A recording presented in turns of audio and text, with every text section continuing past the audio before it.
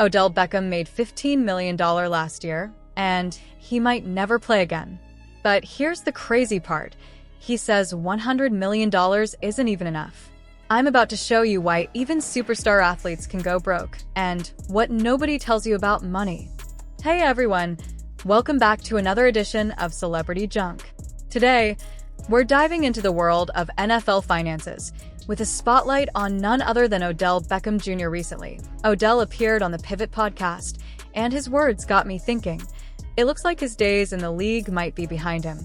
Last we heard, he had a brief stint with the Dolphins and then joined the Ravens in 2023, pulling in $15 million for a year.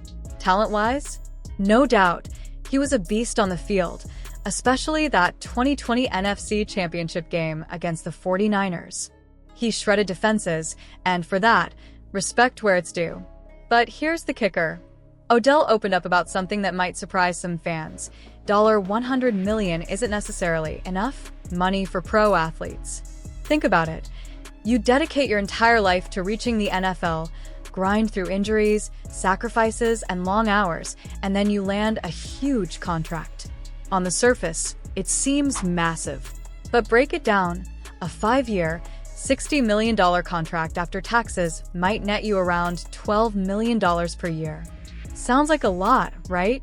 But now you've got to cover your expenses. Cars, family, housing, investments, life costs money. Spend $4 million a year, and suddenly that big contract starts to feel like $40 million over 5 years, $8 million annually. Now, the math gets real, and the idea of that lasting a lifetime? Not so simple. Odell's perspective highlights a truth many of us overlook. Financial literacy isn't taught in school, and athletes often aren't prepared for the wealth they suddenly control. The reality is, most people outside of that world think $100 million should last forever. But when you've devoted your life to a career that peaks fast and ends early, the numbers aren't as forgiving as they seem. Our friend Shed and Shark chimed in too, pointing out that living lavishly on a $4 million annual budget actually requires earning closer to $10 million, depending on where you live. State taxes can eat a chunk, think 50% in some places. Meanwhile, states like Florida, Texas, or Arizona take almost nothing. Without adjusting your lifestyle to match your income, even a huge paycheck can disappear fast. It's like retiring from the game, but still eating like you're a professional athlete. Your body changes, and your finances can spiral in the same way. Then there's Jameis Winston, who shared his own cautionary tale on a recent podcast. Winston admitted early in his career, he let people around him spend $400,000 a month. At first, it didn't seem like a big deal, flipping clothes, indulging family, enjoying life. But then he started seeing the numbers on paper. And it hit him. That kind of monthly burn, even when your income is 8 figures, is unsustainable. It's a classic example of how easy it is to enable your circle without realizing the long-term consequences. This isn't just about athletes, though. Anyone managing large sums of money can relate. Even if you want to support family or friends, unchecked spending can derail finances quickly. Personally, I keep things modest, no penthouses, no flashy cars. That way, I can help the people I care about without putting myself in a precarious position. Imagine trying to do that while living in luxury. You'd burn through money faster than you could imagine. The takeaway? Wealth, especially sudden wealth, demands respect and planning. It's not just about how much you make, it's about how long it lasts, the sacrifices behind it, and the financial literacy to navigate it wisely. Odell, Winston, and countless others prove that even the brightest stars on the field aren't immune to the challenges of money management off it. Here's the harsh reality a lot of professional athletes and entertainers face.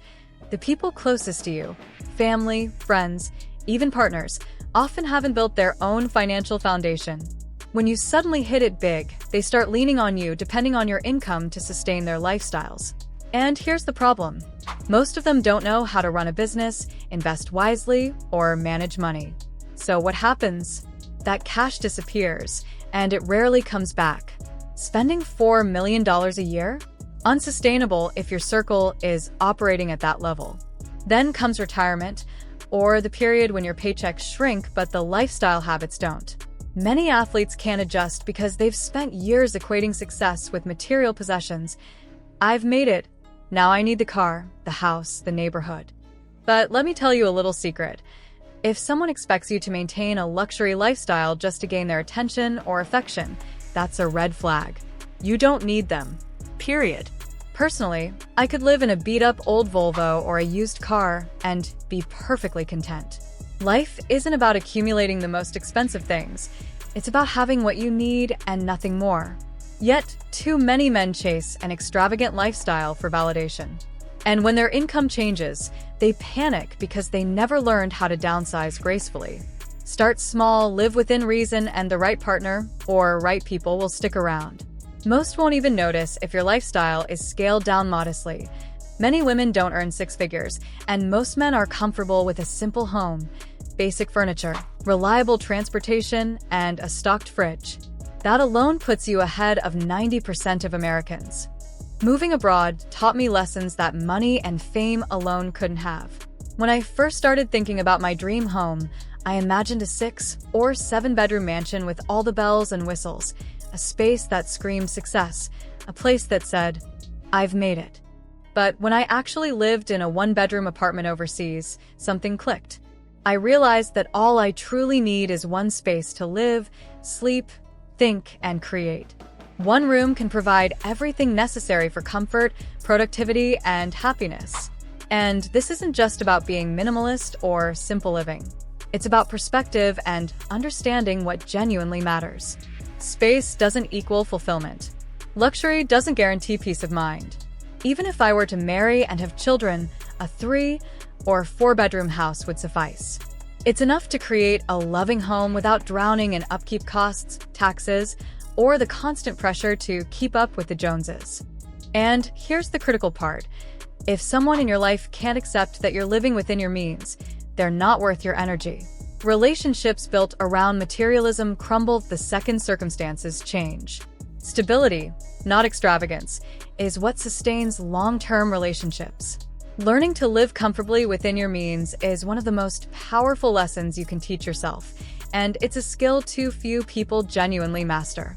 But this lesson goes far beyond just downsizing your living space.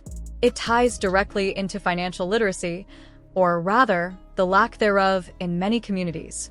All too often, people are never taught how to manage money, invest wisely, or plan for long-term wealth. We grow up learning how to work, how to earn, but rarely how to make our money work for us.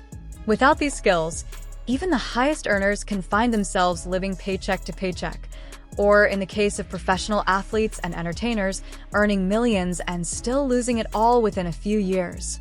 Take Odell Beckham Jr., for example. A gifted athlete, he understood early on that his career would be short-lived. Unlike many of his peers, he didn't just rely on his salary to accumulate wealth. He invested in Bitcoin, leveraging modern financial tools to create long-term security. That's smart. That's forward-thinking. But Odell's approach is not the norm. Most people, even those earning 6 or 7-figure incomes, aren't thinking about compound growth, diversification, or risk management.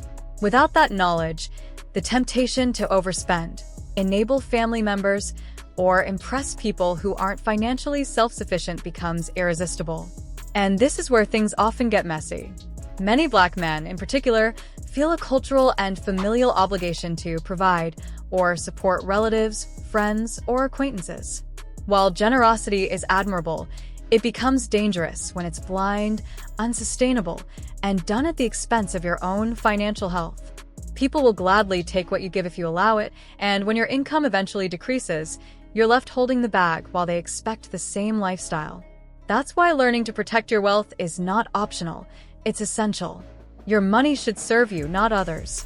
Prioritize your needs, invest in your future, and build a foundation that can withstand unexpected challenges. Living modestly doesn't make you weak, it makes you wise. And here's another truth people often overlook. You don't need a mansion, a Ferrari, or a designer wardrobe to attract or keep meaningful relationships. So many men believe that their material possessions define their worth, especially in the eyes of potential partners. But the reality is far simpler. A man with a clean, organized home, fully paid-off cars, food in the fridge, and a life that's functional and consistent is far more appealing than someone flaunting temporary wealth. Consistency and reliability are far more valuable than flash and status. Think about it. Instagram and social media are full of images of flashy cars, exotic vacations, and designer brands. But those posts rarely tell the full story. Many of those men are overleveraged, hiding debt, or chasing appearances. And the women who gravitate toward them? Often, they're attracted to the illusion of wealth, not the substance of stability. Yet the ironic truth is that the same women who chase Ferraris will remain just as interested in a man with a modest apartment and financial discipline, because what truly matters in the long term is security, reliability, and the ability to provide a stable life, not temporary luxuries. Consistency in lifestyle, financial habits, and personal discipline outshines extravagance every time. When you live within your means, you build resilience. You don't have to worry about losing everything if your income decreases or your circumstances change. And here's the kicker. The right people, partners, friends, or business associates will respect that. They'll stick around for the substance, not the show. The wrong people? They'll leave the moment the money stops flowing. That's not a loss, it's a filter. This lesson also extends beyond relationships. It applies to personal satisfaction, mental health, and long-term fulfillment. Owning a massive house or a luxury car doesn't guarantee happiness. Many people chase these symbols, believing they will provide joy, only to discover that maintenance, taxes, and societal pressure turn them into burdens. Downsizing, simplifying, and focusing on what truly matters, family, health, experiences, and personal growth, creates a life that is both sustainable and satisfying. Let's talk specifics. Imagine a man earning $10 million per year, spending $100,000 or $200,000 annually on a modest lifestyle. That's far less than the income he brings in, yet it provides comfort, stability, and security. With financial literacy, he could save, invest, and grow that wealth exponentially. Yet, too often, people think they need to spend $4 million a year to feel successful or to keep up appearances. The reality? That approach is a fast track to financial instability. It's a lesson that athletes, musicians, and entrepreneurs often learn the hard way. Without planning, wealth disappears faster than it arrives. And let's not forget mental clarity. Living within your means reduces stress. You're not constantly chasing the next upgrade, the next flashy purchase, or the next validation. You can focus on personal development, relationships, and building generational wealth. When your life is organized, predictable, and grounded in reality, every decision, financial or personal, becomes easier. You're no longer living for others' expectations. You're living for your own goals, your own happiness, and your own growth. Now, this isn't to say you can't enjoy the finer things in life. Luxury is not inherently bad. It's a tool, a reward for smart choices and hard work. The problem arises when luxury becomes a crutch, a standard, or a measurement of your worth. The goal is balance. Enjoy what you can, save for the future, and always prioritize stability over showmanship. That's how you build wealth, confidence, and meaningful relationships simultaneously. Even small choices add up. A modest apartment teaches you to appreciate what you have, reduces overhead, and allows flexibility. A reliable used car saves thousands in depreciation and maintenance compared to a new luxury vehicle. Managing expenses responsibly doesn't restrict freedom, it increases it. You can travel, invest, support loved ones, and still secure your future because your money isn't being drained by unnecessary indulgence. And when it comes to relationships, let's really take a moment to reflect. You don't need to buy love or loyalty. That's a trap so many people fall into, believing that money, gifts, or a flashy lifestyle can substitute for character, integrity, and consistency. The truth is, the women or partners who are genuinely worth your time will appreciate those qualities over material excess every single time. Stability, responsibility, emotional intelligence, these are the qualities that form the foundation of a lasting partnership. A Ferrari or a mansion might impress someone temporarily, but they won't sustain a relationship through real-life challenges. Those who require constant displays of wealth to be interested are rarely committed, rarely self-sufficient, and rarely prepared for long-term partnership. In short, they're not built for stability, and they're not the kind of person you want to build your life around. The right person, on the other hand, will see your character before they see your car. They will respect your discipline, admire your work ethic, and understand your vision for the future. They will support you in building a life together, not just in chasing the illusion of wealth or societal validation. That kind of partnership is rare, but it's worth the patience and discernment it takes to find. And this principle doesn't only apply to romantic relationships, it applies to friendships, business relationships, and even family connections.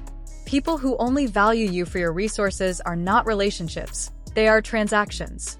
Recognize the difference early, because the emotional and financial cost of supporting the wrong people is far too high. This lesson applies universally, beyond just relationships or finances. It's really about learning to live deliberately, to make conscious choices in how you allocate your time, energy, and resources. Life is unpredictable. Markets fluctuate, careers end, opportunities vanish, and unexpected challenges arise. Without a strong foundation built on discipline and intention, you are vulnerable to those changes. Overspending, chasing appearances, or trying to impress people who don't matter only creates instability in your life. Your energy, attention, and resources are finite. Every choice you make should serve your long-term goals, not the temporary validation of others. That's the difference between living reactively and living proactively, between constantly scrambling and strategically building a life that can withstand any storm. Financial literacy, personal responsibility, and strategic thinking are skills that cannot be bought. They are learned through observation, through experience, and through conscious effort. You won't find them in flashy advertisements, and you certainly won't inherit them just because you earn a high income. Take athletes like Odell Beckham, for instance. Beyond his talent on the field, he has demonstrated an understanding of wealth that most people never consider. By investing wisely, living within his means, and planning for the long term, he has shown that money is a tool, not a trophy. The sooner you internalize that principle, the more freedom, security, and satisfaction you will experience in life. Wealth is only truly powerful when it is managed with intention, not squandered on short-term impulses or societal pressures. And here's something many people don't realize. Living intentionally doesn't mean you can't enjoy life. It's not about depriving yourself or avoiding all pleasure. It's about distinguishing between what truly adds value and what only appears valuable. You can take vacations, buy experiences, or even indulge in luxuries, but only when it aligns with your long-term financial plan and personal goals.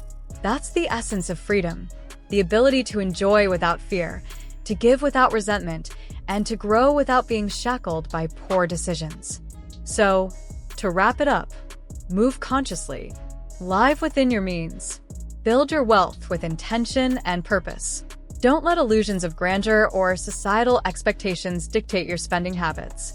Protect your resources, invest in knowledge, and focus relentlessly on what truly matters: stability, personal growth, and relationships rooted in authenticity rather than materialism. Everything else, cars, houses, designer items, flashy vacations, is just icing on the cake.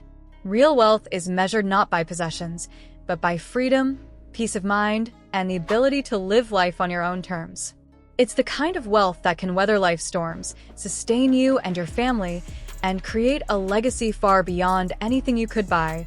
Those Instagram highlights? Don't be fooled. The women chasing wealth often prioritize status over substance, and the moment times get tough, even a flashy car can't keep them around. The same women will walk away just as easily from someone living in a modest apartment if the man isn't consistent or dependable. That's why you don't need all the extra stuff. So that's my take. Keep it real, stay grounded, and don't get caught up in the idea that bigger is always better. That's it for today, folks. Until next time, stay smart, stay grounded, and keep it real.